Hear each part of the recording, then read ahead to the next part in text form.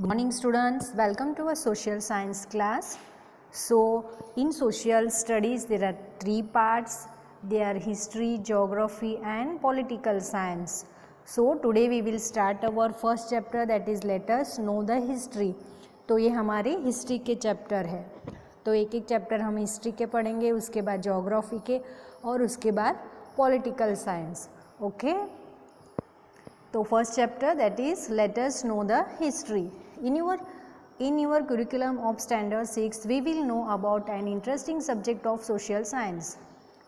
Social sciences gives us information about social world of man like geography, economics, social conditions and institutions, political activities and organizations.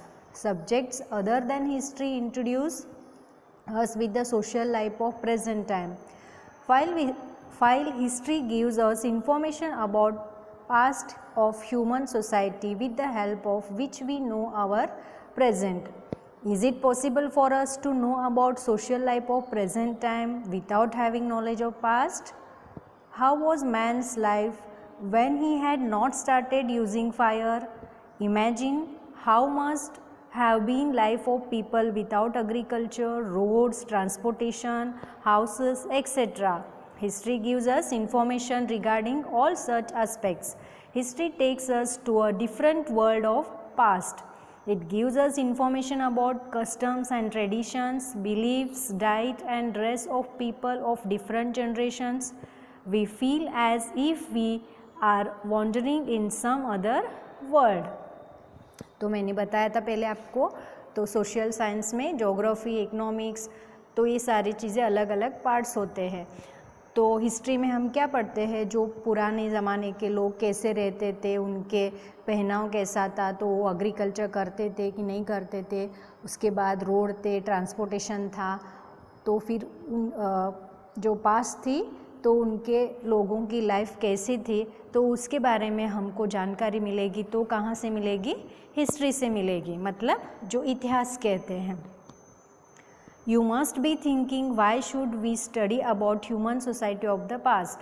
History is not only related with the matters of past but also acts as a record with current system. What were our ancestors? Where did they live? What did they eat? History gives us information about many such matters. It informs us about changes that have occurred in human life.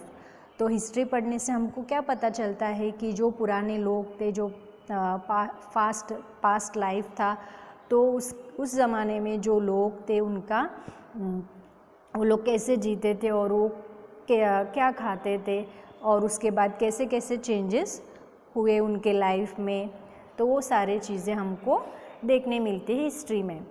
Tools and resources to know history. Chintan read newspaper. A 4,000 years old city has been discovered in Kutch of Gujarat. He was surprised. How can we know that this city is 4,000 years old? Who might have built it and how? What was the diet of the people there? What type of clothes they must have been wearing? तो एक लड़का है चिंतन, तो वो newspaper में read कर रहा था.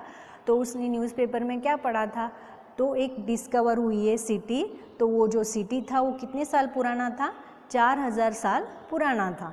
तो वो सोचने लगा कि ये कैसे पता चलेगा कि वो 4,000 साल पुराना सिटी है, तो हमको कैसे पता चल सकता है. और जो भी न्यूज़पेपर में आया है तो वो किसने डिस्कवर किया होगा, ये सारी चीज़ें उनको सता रही थी. How can we know history? We have different tools to know history. तो हमें हिस्ट्री किससे पता चलता है? अलग अलग टूल से, उससे हमें पता चलता है. फर्स्ट, ताड़पत्र एंड भोजपत्र, palm leaves and beech bark. In the ancient time, man used palm leaves and beech bark for writing. That what we call manuscript today. Tadapatra means manuscripts written on the leaves of palm leaves. Bhojapatra means manuscripts written on beech bark, which is found in the Himalayas. With the help of manuscripts written on the palm leaves and bark of beech, we get information about their language and lifestyle. Many such manuscripts have been found. Manuscripts written on the palm leaves and bark of beech gives us information about man of ancient India. तो ancient India के बारे में और वहाँ की जीवन शैली के बारे में हमें किससे पता चलता है? ये है ताड़पत्र और ये भोजपत्र। मतलब ये ताड़पत्र क्या है? तो कुछ लीव्स होते थे बड़े बड़े, इसके ऊपर वो लोग लिखते थे, तो उसको ताड़पत्र कहा जाता है। और भोजपत्र क्या है? तो जो ट्री होती है उसके जो पार्ट होती है, बार्क होती है, बिर्च बार्क होती है, उसके ऊपर जो लिखने का काम करते थे तो उसको भोजपत्र कहा जाता था। और उससे हमें पता चलता है कि एनिसेंट इंडिया के लोग कैसे रहते थे, उनकी जीवन शैली कैसा था। ये देखो बच्चों, आपको दिख रहे हैं वहाँ पे एक पिक्चर दिख रहा है, तो उसके अंदर जो ट्री के बार्क है वो दिख रहा है और इसके ऊपर वो अपना लिखावट करते थे। birch bark and palm leaves. Such manuscripts have been preserved in temples and monasteries. They have text in Sanskrit, Prakrit and Tamil. तो ये सारे जो मैन्यूस्क्रिप्ट्स है तो वो हमको कहाँ देखने को मिलते हैं, उनको कहाँ प्रिजर्व किया गया था कि टेम्पल्स और मोनेस्टरीज़ में। तो कौन से लैंग्वेज में थे? जैसे कि संस्कृत, प्राकृत और तमिल लैंग्वेज में थे। Even poems, drama, stories and epics were also written on ताड़पत्र एंड भोजपत्र। तो उसके ऊपर क्या क्या लिखते थे वो लोग? पोएम्स, ड्रामा, स्टोरीज और एपिक्स, ये सारे चीज़ें उसके ऊपर लिखते थे। They have also been preserved in the form of books.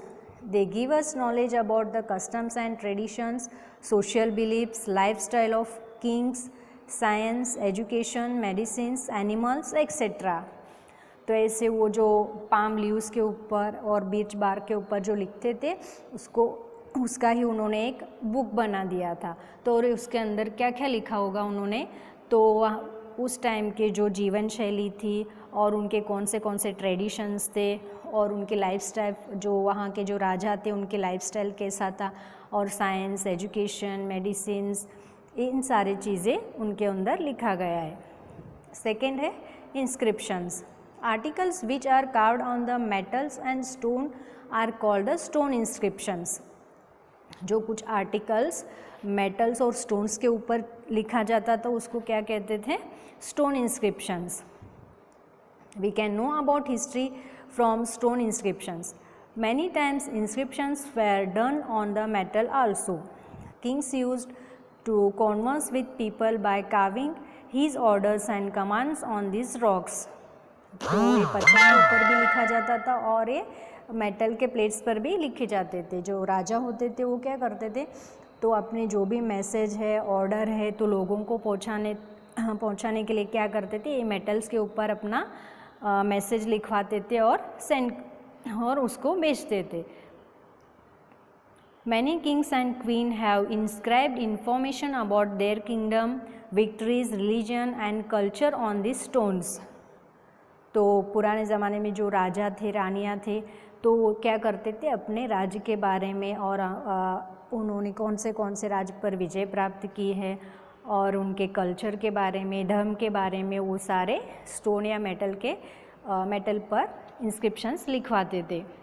Stone inscriptions of Ashoka are very famous. Records and inscriptions written on these are long lasting. जो स्टोन इंस्क्रिप्शन है अशोका के वो बहुत ही फेमस है, और जो records and inscriptions written on these are long lasting. मतलब जो पत्थर पर लिखते हैं, मेटल पर है, वो ज़्यादा दिन तक खराब नहीं होते थे। कॉपर प्लेट और ताम्रपत्र। ये कॉपर प्लेट है, उसको ताम्रपत्र भी कहा जाता है। The text which is engraved on copper sheet is called ताड़पत्र। सॉरी, इट इज़ ताम्रपत्र। जो टेक्स्ट कॉपर शीट पर लिखा जाता है तो उसको क्या कहते हैं? ताम्रपत्र कहते हैं।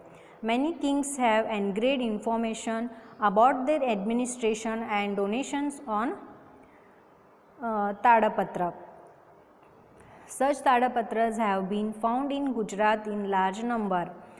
तो कुछ जो राजा लोग होते थे वो क्या करते थे, अपने इन्फॉर्मेशन है और अपने राज्य के एडमिनिस्ट्रेशंस के बारे में, और उन्होंने डोनेशंस दिए होंगे, दान धर्म किए होंगे, तो वो सारे चीज़ें वो कॉपर प्लेट पे लिखवाते थे।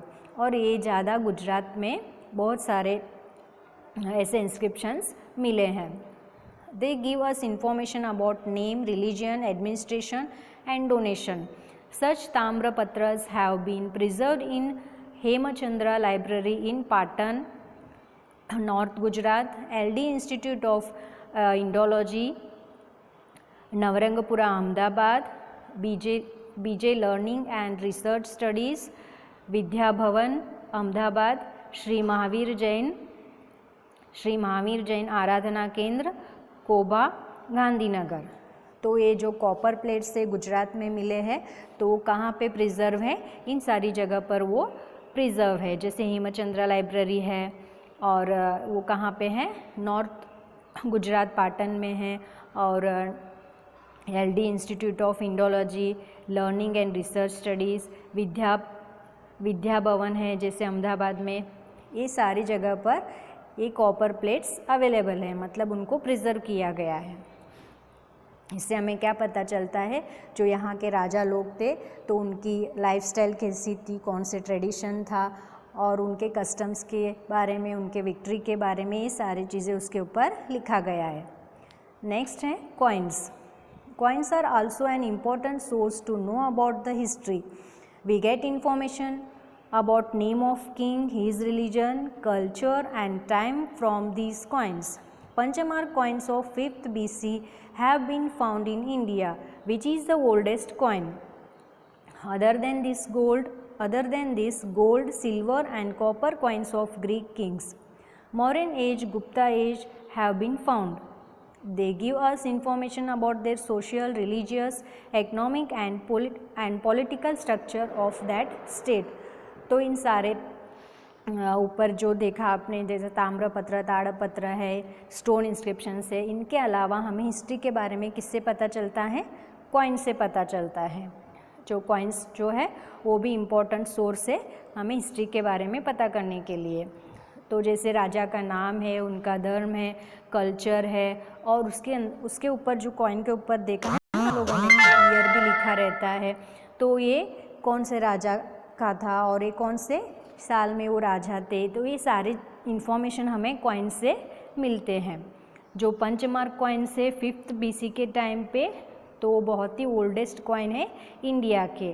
Punch mark coins of 5th BC have been found in India which is the oldest coin. तो ये पंचमार्क कॉइन है, तो ओल्डेस्ट कॉइन इंडिया का। उसके अलावा क्या है, जो गोल्ड कॉइन्स होते थे, सिल्वर, कॉपर, ये सारे ग्रीक किंग्स जो थे मौर्यन एज में, गुप्ता एज में, ये सारे कॉइन्स हमें देखने मिलते थे। सो बहुत सारी इन्फॉर्मेशन हमें उनके सोशल, रिलीजियस और आर्थिक परिस्थिति और उनके राज के बारे में, एडमिनिस्ट्रेशन के बारे में ये कॉइन से हमें पता चलता है। So we will continue our next part in our next video.